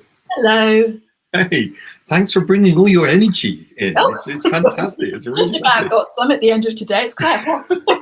End of the day and end of the week as well. So, you know, top job to you. When I grow up, I want to be just like you. Right. Do I want your advice? Okay, well, moving on from that slightly awkward comment, and I don't really know why I quite came out with that. My role here, obviously, is to try and capture what you said on an ambition calling card. Well, you know, and I just need to check it with you, make sure that I have fully understood. Are you okay for me to do that? Of course, that'd be wonderful. Brilliant. So, as an ambition, you want to set up, you're actually right about to launch a new online singing club. And I'm so intrigued and excited that you used the word club. I mean, there's something camaraderie about that. There's something bringing people together. Yeah. There's a friendliness in there. And of course, acknowledging that you are a professional singer and voice coach and so on. So you come with a great deal of expertise, as well as clearly a lot of energy. Located in Saltine, but open to global participants across the world. Why not? We have aspirations as well. We'd love to be working across the world, but starting from home, of course. Now, when it comes to the call for help, it's basically, please let people know that this is happening. In particular, that first free event. And it's quite exciting what you're saying about how it could grow, and how you have such an informal, well thought out, lots of skills, but informal and very friendly starting point. And knowing that there are other choirs and other groups and singers and so on in the city, the chance of that being, you know, kind of the how daunting that might be, and the freshness you bring with that friendliness, you know, that's coming across. Is there anything I need to add to this calling card? I don't think so. I think the wonderful thing that people can do is it's as simple as they could just share the link to it. Yeah. Just literally that. If everybody shared the link and made people aware of it, that would be absolutely fantastic. And of course, it would be even better if some of you out there would like to come and join us and have a good old sing. Because another important thing about the club is that it's going to be a very non-judgmental, safe, nice environment. We're not wanting divas who are going to storm in there and look down at people. Everybody is going to be... Everybody is supported, and we're a club. We're a team. Yeah, I'm going to swap cameras, so bear with me. It means I do get to say hi. It's nice to see you, you know, rather than being that disembodied voice, but I have to go through that phase because it's a part of the role. It's a good voice. Okay. Thank you. And I know a good voice coach if I wanted more training, so there you go. I'm not sycophantic at all, don't worry. Right, I'm going to, enough of that. I'm going to get the ambition calling card out of the special camera zone and onto the main wall. And it is an interesting thing. We're talking about not just letting people know through a sharing of the link and so on, but also, and this is the power, Rachel, this is the power of the Ambigo wall. We allow people to go into really a kind of soft, slow conversation with themselves as well as with the ambition calling cards. Yeah. And that's my invitation to you who are watching. You know, just let it ruminate, let it roll through your mind as you kind of read these things through a virtual process and see what kicks off. This is why we so enjoy having the longer conversation with you, Rachel, because it lets people in to the joy, the passion, the energy, and the fact that it is such a welcoming space, not daunting. And that means, as you think about it, it's not just about letting people know about the site. It's also, who do you know who actually might really benefit from the social contact? Absolutely. And there are a lot of people around at the moment, sadly, as we've been locked into these little tight bubbles or missing the kind of real people contact. So you may know somebody who used to love singing or quietly sang in the bathtub or whatever, where this might be a way of opening it up for them, your Auntie Ethel or whoever, somebody else. I can say also what's wonderful is a few people who have joined up so far are instrumentalists as well. So it'd be very nice to bring them in with things. Oh, brilliant. This could really grow. Be great. Yeah. Before you know it. That's a fantastic thing. So what I'm inviting you to do as you think about Rachel's ambition is, what is your relationship with the idea behind it? And generally speaking, Rachel and folks who are watching, we tend to get 3 types of comment. Well, maybe 4. We get people with a few words of encouragement. We love those. Thanks for being so generous. There are tips and advice that come in from people who've done something similar. You know, they may know something that you don't. There's a good chance they know stuff that, you know, there's a good chance you know a lot of stuff. But every now and again, we meet somebody who actually has had a very different experience. And that gem could brilliantly change the direction of this, be exactly what Rachel needs without knowing she needs it, to make it grow like something that grows really quickly. And of course, you know, we occasionally get people who kind of contact us because they know somebody who would really benefit, or they know somebody who can, or stuff like that. And those direct contacts with skilled people or people with the right kind of connections, you know, that's manna from heaven. That's brilliant. We can't do that ourselves. Well, that's where we connect up with others. And of course, in this case, it really applies. If you want to go along on the journey with Rachel, you know, get in touch, look it up, sign up, try that first event, see how it feels, and enjoy. As I've been talking, Rachel, has anything occurred to you? Is there anything else that maybe you'd like to ask for? Okay, why not? Yes, I was saying earlier that my husband and I had been raising money for the NHS during lockdown, and our Just Giving page is still actually active. I should get another sheet out. Because one of the things we did concerts, we did teaching, but I also released a pop single, which is very much sort of a lockdown love song, and it's available as a free download via my website. And we're just asking that people in return maybe give a small donation to our NHS fund. It's the local NHS one as well. So anything, however small, would just be incredible. And if nothing else, just if you can spread awareness again, and you know, we can really support our wonderful NHS, because goodness, they've certainly done a lot for us recently. Yeah, and this is quite specifically through, I suppose, purchasing, but it's not really purchasing, is it? The single. You can still download it and not have to give anything. I won't have a problem with that. Yeah, it's all about sharing and support. So. Oh. There you go. Unexpected. It was the way I asked the question, actually, Rachel. It's my fault. I was talking in terms of anything you wanted to ask about that ambition. Not really, but one of the things I really like about Ambigo is one of the few places in my life where I can say to people, greed is actually welcome here. So if you have more than one ambition, there's room on the wall. We'll put it up there. We'll share with people. Excellent. And be happy to do so, because this is all part of the whole kind of interconnection. Thank you so much. Our pleasure. You know what I need to do, because I'm contractually obligated to do so, is to bring my friend and colleague Adam back into the live stream with us. I'm not contracted to do that. I am just laughing around. In order to ask him to do something he does so eloquently, which is to share with people, you watching, how you can get in touch with us. Yep, okay, 3 ways. Let's do this. So one way is to comment on Facebook or on YouTube. So just right underneath the video, just write in your comment like you normally would about any post, and it will appear on the side of our screen and we can bring it in to show everybody.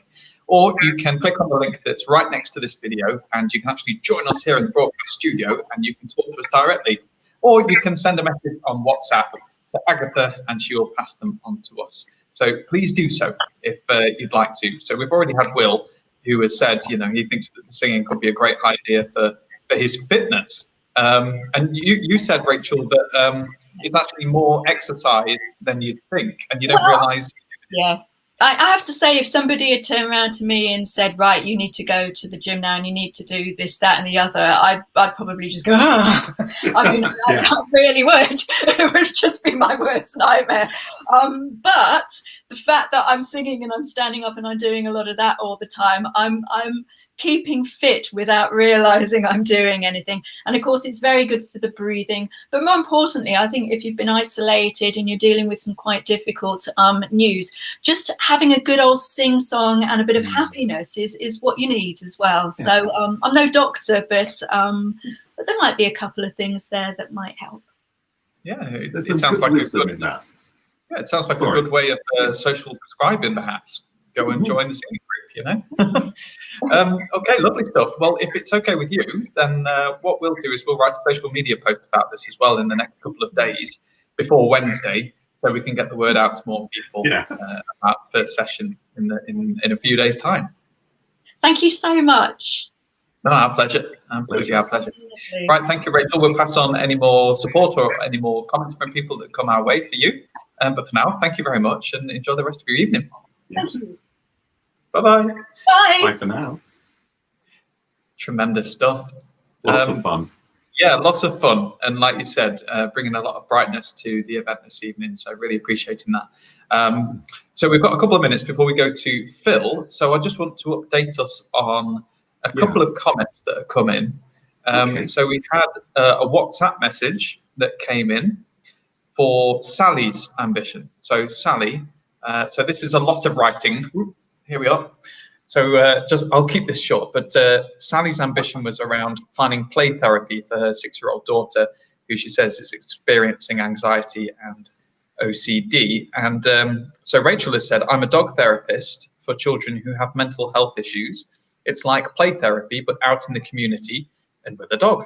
And she says, I've worked with children who suffer mental health issues and associated behavioural difficulties. So if that's useful for you actually out there, so not just Sally, but if you're watching this and thinking actually maybe I or my child could actually benefit from that, then get in touch with us, because Rachel has given Agatha, who is sending the messages on WhatsApp through to us, her email address, so we can make that connection if that is going to prove useful to you. And one more comment that's come through before we go to Phil, our next participant. So you might have been with us earlier. If you weren't, Then we had a message from Mugume Elias, who said this, that he's watching live from Uganda, East Africa. Hopefully he's still with us, Mugume. And then he also shared about the school that he started in 2016 over there, which has been experiencing some challenges, and he needs some help with renovations. And so Will said, well, does Mugume need any materials? And so we asked, and Mugume was still watching, and so he said, yeah, thanks for your question, Will. Yes, I need materials like iron sheets, cement, nails, paint, and desks. And then Will has very kindly said, I can't make any guarantees, but I might be able to help you out there. The challenge will be getting them to you. So they're now having a little conversation over on our Facebook page, which you can always go and have a look at yourself as it's public. So facebook.com/we are Ambigo, all one word. And that's where you can comment yourself, or you might be watching it in a Facebook group somewhere, or you're watching on the Action for Happiness page or on YouTube. Wherever you're watching, if you want to make a comment, make sure it's on the YouTube page or on Ambigo's Facebook page so we can see it, or you can send a message on the WhatsApp as well to Agatha. The number's about to scroll across the bottom of your screen. And yes, we will then be able to read it and share it to the person who needs to see it. Okay, let's go to our next participant. And the next participant is somebody called Phil. Hello, Phil. Hello. Thank you very much. Thank you so much for being there. It's been really nice actually receiving some of your helpful comments for people so far, but now it's your turn. Please tell us about what it is that you'd like to do. Well, Woodingdean has had a food hub since the beginning of lockdown, brilliantly set up by a group of people and run. But it's very recently been passed over to us, and it's quite an evolving process, because up to now we've had food supplied by government funding, but that comes to an end at the end of August. So lots of things are going to change. None of us have any experience of doing anything like this, so we're learning very, very fast, and we want to do the very best possible job that we can, so that nobody goes hungry. Yeah. So could I just ask you, Phil, to move closer to the microphone if at all possible? Oh, yes. It's struggling to pick you up a little bit. And when you say us, who is us? Right, it's Holy Cross Church in Woodingdean. Holy Cross Church. Yeah. So the food hub started in the Java Cafe, but as soon as that was able to open as a cafe, of course they needed to free the space up, and so we've taken it on, but not with any expertise. So we're learning. So why on earth did you decide I'm going to be the one, or we're going to be the ones to seize the initiative here and do this if you've had no experience? The need was evident. I'm furloughed. Lots of other people are furloughed. And the church hall was standing idle because all the lettings had stopped. It just seemed to be a no-brainer, really. It absolutely needed to happen, and it needed to just get going. Although, as furlough ends, that's going to present different challenges. As lettings come back, that's going to present challenges, because we haven't currently got a plan B. But there's still a need. So, yeah, keeping people fed has got to be the top priority. Yes, and with that in mind, what is it that you're asking for generously from the Great Brighton public? Well, so food. So any contributions to us or to other food banks. There are food hubs and food banks all over the city.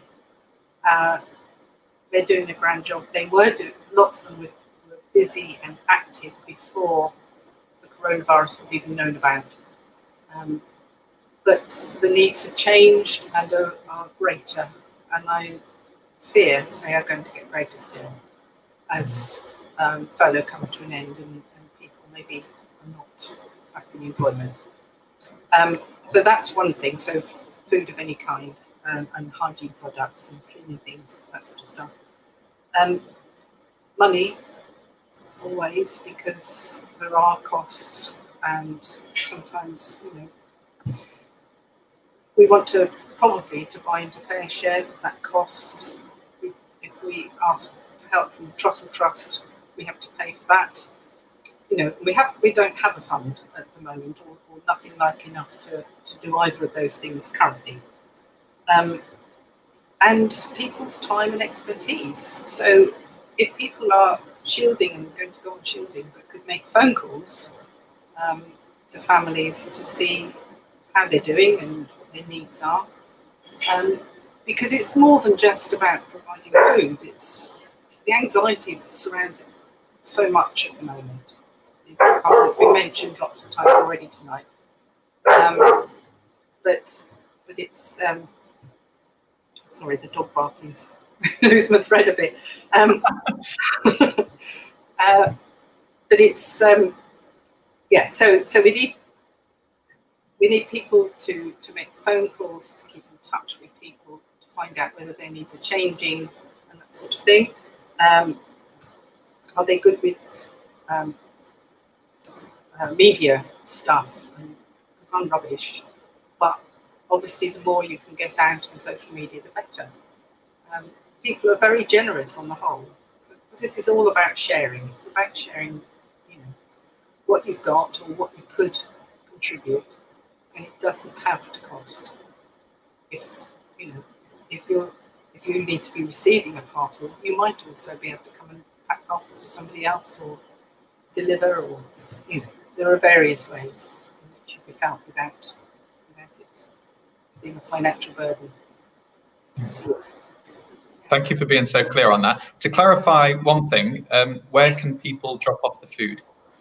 Okay, so Holy Cross Church is at the corner of Downsway and Warren Road in Woodingdean, and the church is open every day, so you could either pop it into the porch, or we've got a collecting bin under our lich gate out of the garden. So at any time you can pop stuff in there and we empty it regularly.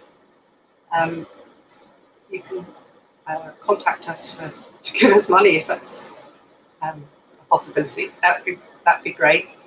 And yes, and equally sort of get in contact if you're able to offer time and help of any kind.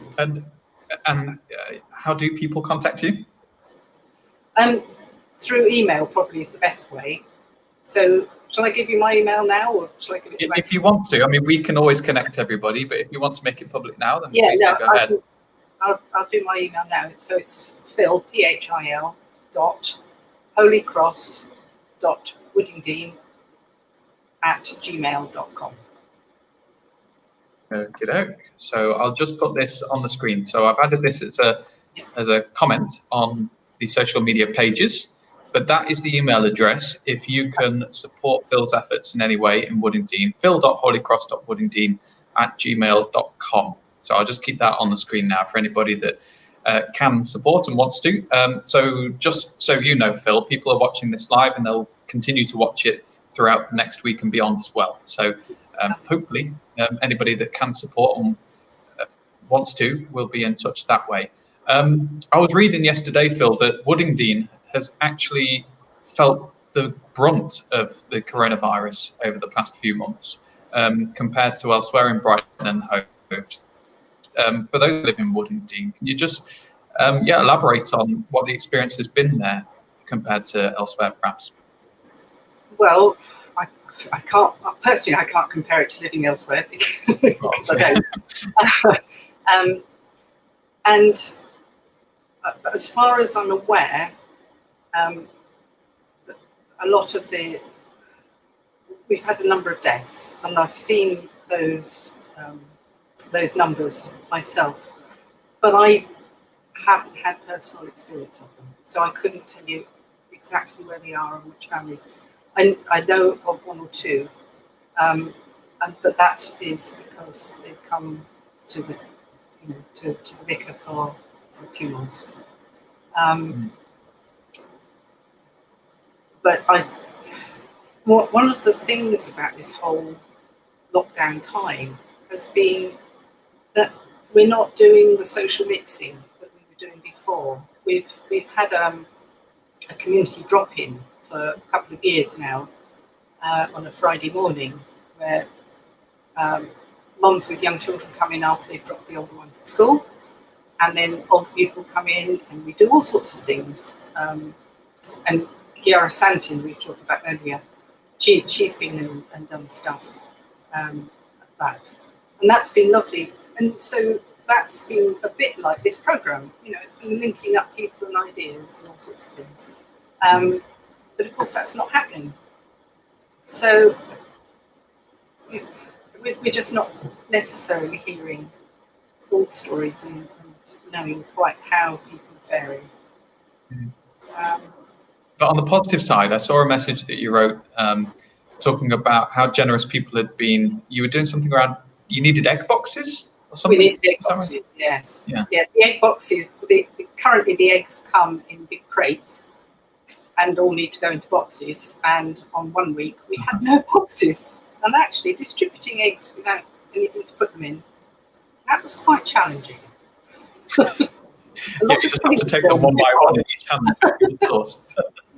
Not terrible. Well, thank you so much for, as you say, seizing the initiative and charging forwards with this and saying, I want to help, so I'm going to do something, whether I've had experience or not. There are lots of people who are going to be really grateful for it, and we'd love to be able to connect other people to you if they have any support they can offer. For now, let's go over to Andy, who's been writing all this down. Andy. Hello, Phil. Hiya. Thanks very much for joining us this evening, and also thank you for bringing this ambition. My role, as you know, my apologies, by the way, for starting as a disembodied voice. I'll wave at you as soon as I get to change the cameras over. Anyway, my role, as you know, is to just try and write down a summary of what you've been saying on an ambition calling card, which we can put up on our wall of ambitions. And so what I'd like to do is just check that I've caught the essential information there, make sure that I've understood it so that people who are reading and watching also, so that we can be sure that they have as well. Are you okay for me to do this? Absolutely. Thank you. Here we go.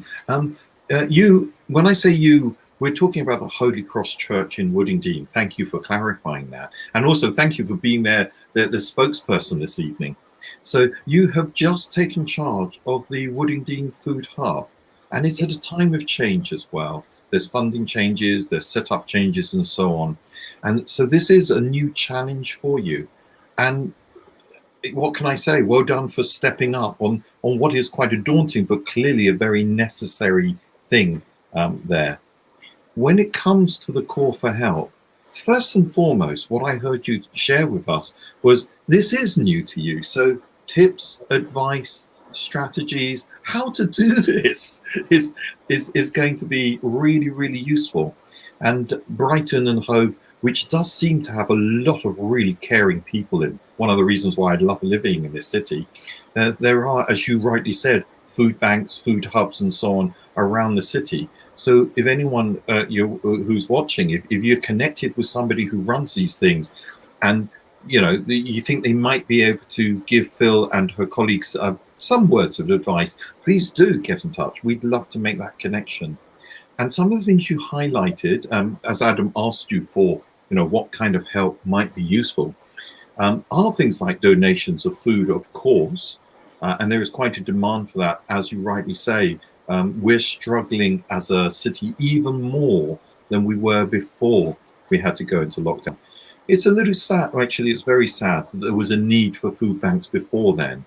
It really has highlighted the need for them as that need has increased. And, we can see that over here as well.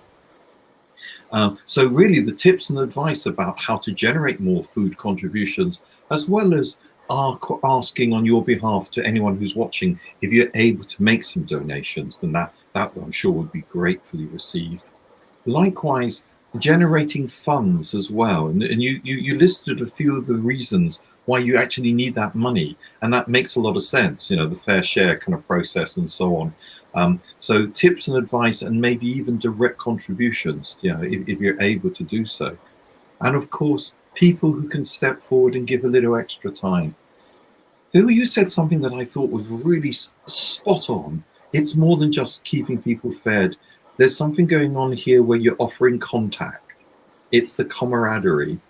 And we were lucky enough to have a chat with guys from the East Brighton food kind of sharing hub up there. And they do a lot of stuff on that front as well, trying to make sure people don't feel that this is pity or charity, that they feel that this is a community working together and that there's respect in there. So that's a lovely thing to be sharing. Have I got this right? Does this ambition calling card reflect what you're saying to us? Yes, I think I've got it.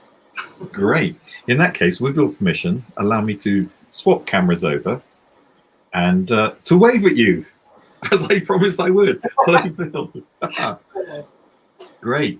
Now, as you know, this is the Ambigo Wall of Ambition, which is really a kind of 7.5 foot tall, fairly wide object, black object that travels around with us normally. We go out to places like, we hang out on New Road or in Kemp Town Carnival or Freshers Fairs, basically anywhere outside local co-ops and so on. The co-op local community fund, who I am grateful to, have been very kind to us as well, allowing us to help us do these things. And we put up people's ambitions. Really, we get them to write them themselves at their own pace. Obviously, I've had to step in because, we can't actually meet up in person. So with your permission, I would grab the ambition calling card that I've scribed for you, and I'll put it on the wall as well. Now, what normally happens, this is the thing that I like most about the Wall of Ambitions, is we basically step back and let people get on with it. We occasionally, quite often, have an array of delicious nibbles donated by the local co-op, things like cupcakes and so on. Excuses to hang around, really. We have some fantastic volunteers who will either chat with you or leave you well alone, depending on what you want. And we let people build a personal relationship in reading these ambition calling cards. Often it's just to be nosy, and that's fine. That's absolutely brilliant, because whilst you're going through that, inspiration sometimes comes up. People may have those contacts that we talked about. They know somebody, or they run one of the hubs themselves, or they know people who are in just the right position to pass on the food parcels to you, food activities for you. It may be that someone at local food shops knows that you're there and it's the right place to kind of pass on just slightly out of or nearing out of date stock. Who knows, stuff like that. And of course, words of encouragement. And importantly, if you are locked down and you're feeling a little isolated and you'd like this sort of contact, and you feel that you could make, just those phone calls on behalf of the Woodington Food Hub, they'd love to have that in there. They, kind of help you to make those connections. Bring a smile to someone, a little chat about, I don't know, the weather. We've been talking about the weather a lot. Phil, as I've been talking, and we've been talking about your journey, yours and your colleagues at the Holy Cross Church, in taking on the challenge of this hub, has anything else occurred to you? Is there anything else you think might be really useful to this? I don't think there's anything new, but there was one thing that sort of hit us today, was that if one of the current team becomes ill, then the entire team has to self-isolate. Wow, yes, of course. Which means that a great number of people could potentially go hungry. So we kind of need a second team, and this occurred today. So we kind of need a second team. Yeah, just standing ready. Yeah. With a minimum of crossover, really. That's actually such an important point. So there, with the tips and advice, if you're running another hub or a food bank or something, how do you tackle that? Yeah. How do you kind of what are the best ways that Phil and her colleagues can take on? Maybe they can learn from you. Thank you for that, Phil. Let's get Adam back in to do his usual thing about letting people know how they can contact us here on the show, I guess, so that we can pass information on to you. Adam. Hello. Hello. I'm on a new camera now, which seems for the moment to be a little bit better. Oh dear. Causing all sorts of mayhem. As Adam wafts off into Sorry surreal outer space. I've had such terrible internet problems today. As you can see, I'm very blurry. Anyhow, there are 3 ways to get in touch. You can comment on Facebook or on YouTube, and the message will come through on our screen and we can share it with everybody. Or you can click on the link that's right next to this video somewhere. If you look above or below or to the side, it'll be there somewhere. And you can actually join in with the broadcast here and we can have a chat with you. Or you can send a message on WhatsApp, a bit like Rachel did earlier. The number is about to scroll across the bottom of your screen, and Agatha will be there waiting for your message and she'll pass it on to us. Yeah, I just wonder, have you been in contact with anybody from the East Brighton Food Co-op by any chance? I've been in contact with the Whitehall Food Bank. I went to visit them yesterday, actually, and they were really helpful. Lots of good advice. But I'm hoping to visit a few more as well. Okay, that's great. Because I was going to say we could perhaps make a connection there, because we had Janet, Brian, and his name's gone out of my head. Who was the other one, Andy? Was it Rob? My apologies. I think it's gone out of my head as well. Janet and Brian and others. Yeah, Janet, Brian, and oh gosh, how embarrassing. And the most important person, yes. So they came on to one of our previous events, and they were sharing all of the wonderful work they were doing, and they've got a big team together now with a lot of volunteers. So it'd be really nice if that could be replicated in Woodington as well. Okay, lovely. Really appreciated you coming on and sharing everything that you're trying to do over in Woodington, Phil, in really, really challenging times. And as I say, we'll pass on any support that comes our way. And again, if you would like us to, then we can make a social media post out of this whole wide ambition as well, so we can try and garner some more. Thank you so much for the opportunity. It's brilliant. Pleasure. Yeah. Real pleasure. Oh dear, I think Adam froze for a moment there. But clearly, thank you very much, and we'll forward stuff on as soon as we can. Adam, is your connection any better? No, he's shaking his head. This is going to be lots of fun. Aye. Anyhow, well, I hope you can hear me at least, and we'll head into our final participant now. Thank you very much, Phil. And thanks, Phil. Try and have a nice, cool evening in this sunshine. Bye-bye. Okay, we've had so many different ambitions this evening. We're about to go to our, if you can still, because I'm aware that I've turned into a big blobby mess, then I'll just share with you a comment that came through a little earlier for one of our other participants, and it was Will earlier on who was talking about the big challenge he's facing to get fit, to lose 4 stone, he said. And he mentioned about what a good idea would be to borrow somebody's dog so he could go walking in Preston Park. And so Alison got in touch and said, try and contact animal rescue centres, that they often need help walking dogs. And wildlife trusts are always looking for volunteers for physical conservation work. We'll be exercising and also helping others or animals at the same time, which will help to give you the motivation to exercise.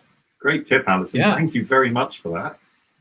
Yeah. And that would also tie in with a participant this evening who was looking to speak to people around environmental issues and that kind of thing as well.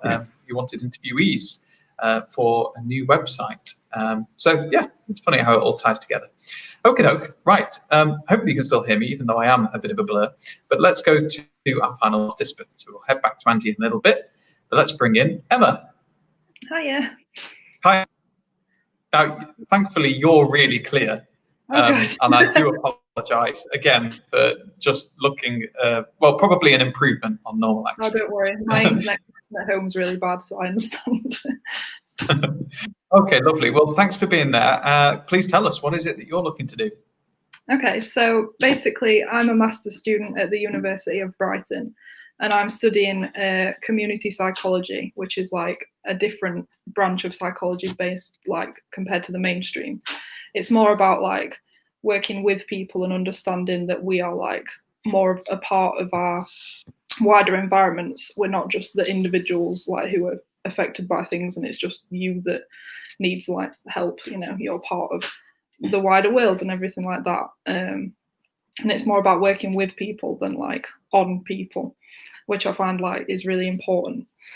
So basically, I'm doing my dissertation on looking at LGBTQIA plus women's experiences of Brighton Pride.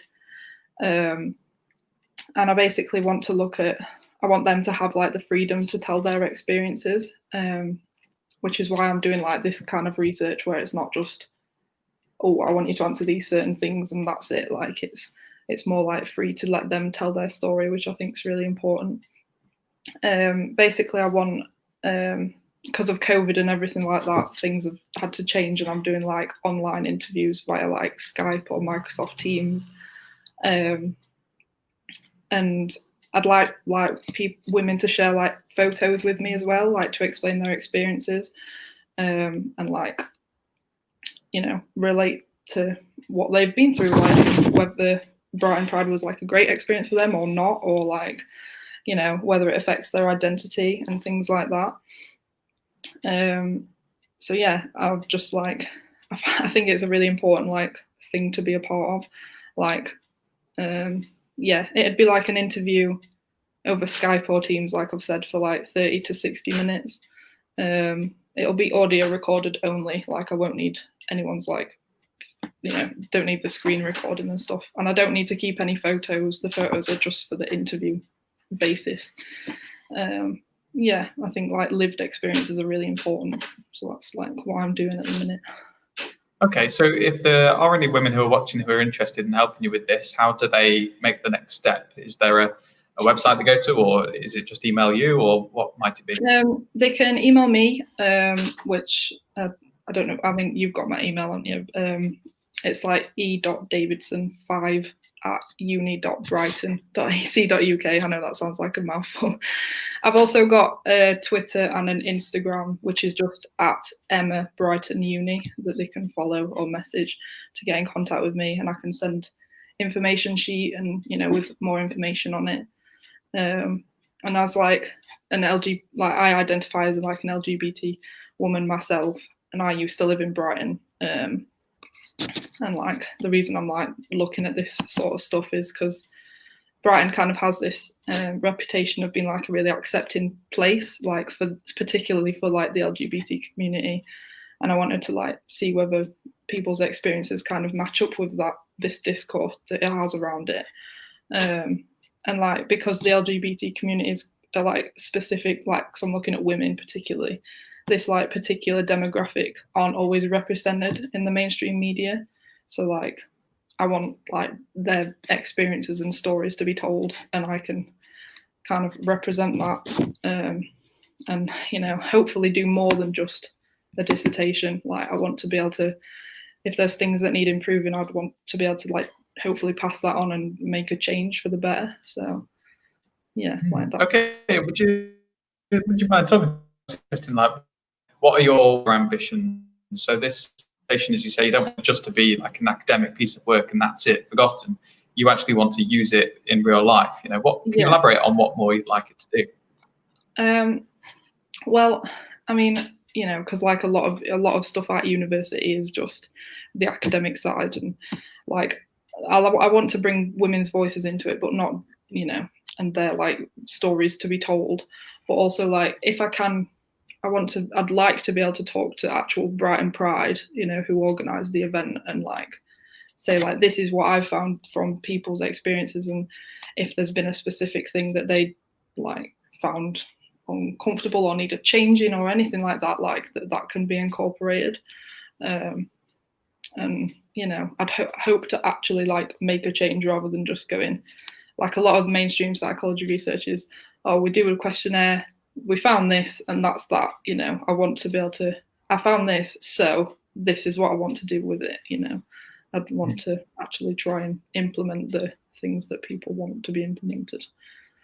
Yeah. So to recap, we just had quite a few new people just join us. So to recap, you're writing a dissertation and you are doing research at the moment where you need women who have experienced Brighton Pride to help you out, to have a chat with you for 30 to 60 minutes over, well, online, so Skype and Zoom or one of those. Would you like me to share your email address as a comment that we've got? Yeah, that would be great. Yeah. Okay, so I'll do that now.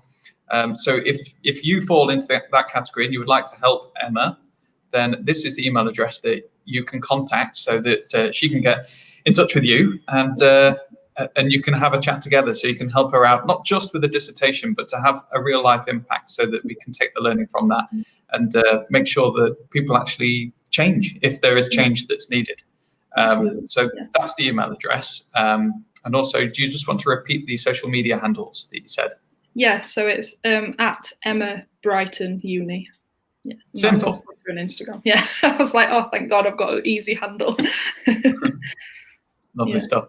And just to elaborate a bit more on why is this so important to you? Of all the topics you could have chosen for your dissertation, community psychology feels like, I'm not an expert in that at all, but it feels like it's something where you could focus on so many different areas. Why was it important for you in particular to focus on this area? I think because I fit into I'm both a woman and I identify under the LGBT umbrella. I think it's important to be a part of that and help other people who were like the same as me and like I personally haven't been to Brighton Pride because I didn't live there long enough, but I know that Brighton's got this reputation of like being a really accepting place, but like from someone who has struggled with like issues like to do with sexuality and things like that, I want to know whether like this is the case, and if it is so great, like why is it great?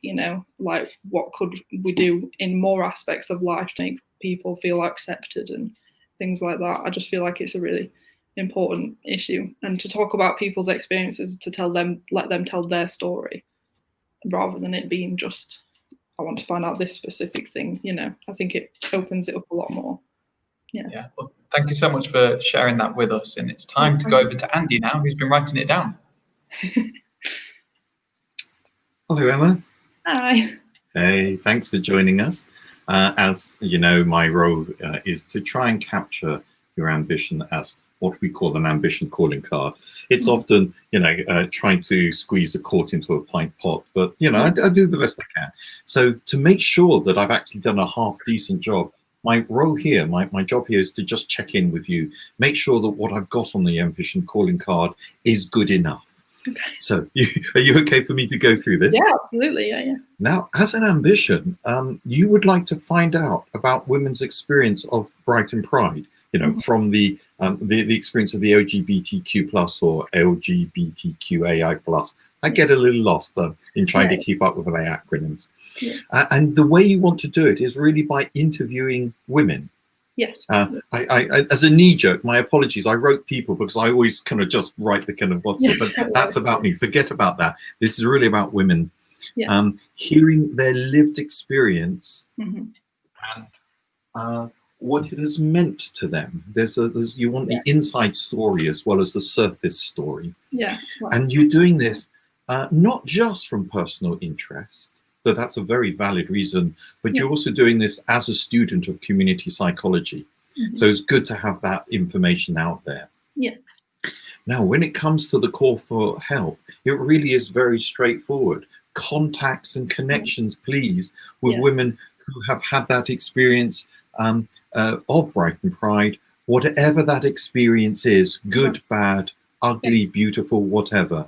You really want to get through to a kind of grassroots real experience that is beyond the surface the surface expectation, the way it's presented publicly. And so it's really people who are happy to chat. So is that's kind of that lived experience thing. Is that okay as a calling card? Yeah, that's fab. Thank you. Great. Let me swap the cameras over. which gives me the opportunity of waving. Hello, it's nice to see you. It is actually, it's so nice to see you in the room. Yeah, I go through this disembodied voice bit. Right, let me get this calling card up onto the wall. Thank you. And there is something important in what you're doing, not just from personal interest, but I understand the need to add to the knowledge base, to test and contest those surface expectations that we have. Really check that they are or are not real. So it's an important, here we go, important contribution that is going on there, and also taps into an important, maybe overlooked, as you said, demographic. So, good luck to you on that. Thank you. As you know, here we are. This is the Ambigo Wall of Ambition. We celebrate, we delight in diversity. So having you come in with a dissertation to write as well as personal interest, alongside people who are basically thinking, I've got a cat, what am I going to do? Taking over the challenge of food hubs and so on, we really do want that diversity. So I thank you for bringing in that personal wish and so on. And what happens really is it gives us a chance to just share human normalness with everybody. Absolutely, yeah. In a very personal way. And we delight in standing in street corners, hanging out, loitering, basically, like retrobates, inviting people in, enticing them with possibly unhealthy nibbles, occasionally healthy nibbles, and allowing them to just browse. And when they do, we often get, a few types of comments. Words of encouragement. We always like those. People love those. Tips and advice. And there may be people out there who've done that kind of study, which, as you said, is not a fixed type. It's semi-structured or just open. Who may have the kind of tips and advice on how to make it accessible or attractive to people who might not normally engage with research. That sort of thing. So tips and advice, things that you might know, but there's a chance that people may suggest things that you don't know, and those are brilliant. Something that you've never heard of before. Fantastic. Don't be shy. Sure enough, Emma may know it, but it doesn't matter. It's better to share. People who can actual contact. So there may be people out there who said, well, I've been here 16 years. I've attended Pride right the way through. I am a woman, and hey, I'm happy to share my story with Emma. Or somebody, your mum is, your auntie is, and you think that she would be happy to share that conversation with Emma. So those exact contacts, I know someone who can. That's brilliant. We really love passing those on. And of course, because what you're doing, from what I understand you just said, is learning about with the intention of sharing in order to improve our understanding. If someone wants to go on this journey with you, help explore the meaning, help disseminate the findings, stuff like that, then that's another area that people often get in touch. And those are the sorts of comments that come in. As I've been speaking, Emma, is there anything you'd like to add to that particular ambition? I don't think so. I think you've covered everything. Apart from maybe adding the bit about the photos, people can share their photos and stuff with me during the interview. That would be It's really useful, isn't it? Because it gives you something visual that can. It reminds me of, what's that horrible phrase, of photoethnography or something. It's like a way of launching into that.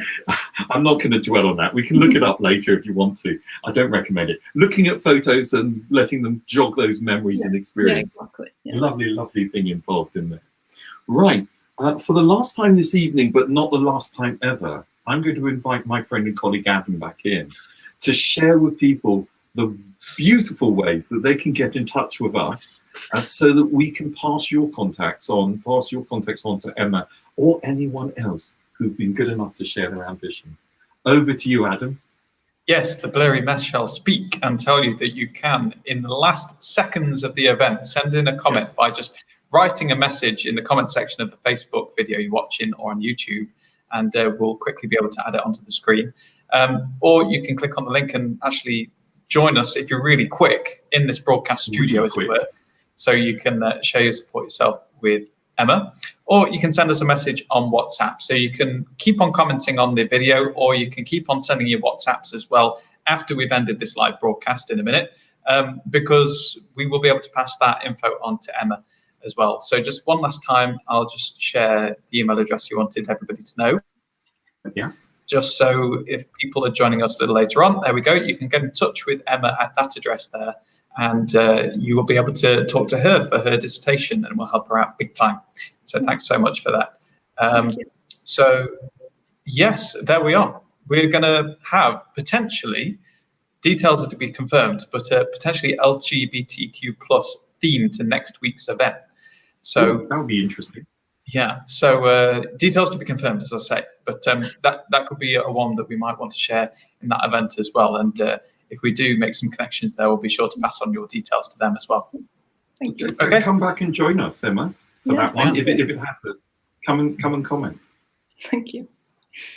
Right, thanks, Emma, so much for coming on this evening. You were actually a late substitute, if we're honest. You know, somebody else was lined up to be the final participant, had to pull out last minute. I went, Emma, do you want to come on? And you answered the call at really short notice. So that's really gratefully received. So thanks so much, Emma, and we'll stay in touch. Thank you very much. Bye. Bye-bye. Bye for now. Thank you. Okay, just before we go, let's share one last comment that came in. This was about Phil. So Phil was our previous participant up who has taken over Woodington Food Hub, and he's asking for people to make donations of food, as well as to share their time and any expertise they have with the team. Kiara, who we mentioned earlier, says, I support this need for food for local families, and I will pop in to donate some food, and hopefully I will be able to offer some emotional support too for those who may be open to this. Brilliant. Thank you, Kiara. And we mentioned Kiara earlier as well in relation to another ambition, because Kiara's skills could be useful for a lady called Sally, whose ambition we shared around getting some support for her daughter, a 6-year-old who's struggling with anxiety and OCD and wanted to research play therapy. And Kiara's name was thrown out there as somebody who might be able to help. So if you weren't with us then, Kiara, then do leave a comment, letting us know, and we can fill you in with the details and perhaps make a connection there. Okie doke. Right, there we are. That's another one done. Thank you so much to Action for Happiness for being our partner for this event this evening. And we've got several more lined up to come events, and we're looking for more partners as well. So if you are involved in some kind of community charity across Brighton and Hove, do get in touch. I do apologise for the terribleness of Adam's voice just then. Anyone else old enough to remember Noel Edmonds' Mr. Blobby from BBC TV? Oh. Well, that's what's going through my head with my friend and colleague over there as he blobs out on us. Rest assured, as he said, we're looking forward to being back here with other partners, and of course looking for other partners to catch up with. So please do tune in again next week and let people know that the show's up and available to watch on repeat. Right. Thank you very much. Shall we say goodbye and end? I think we'd better. Bobby.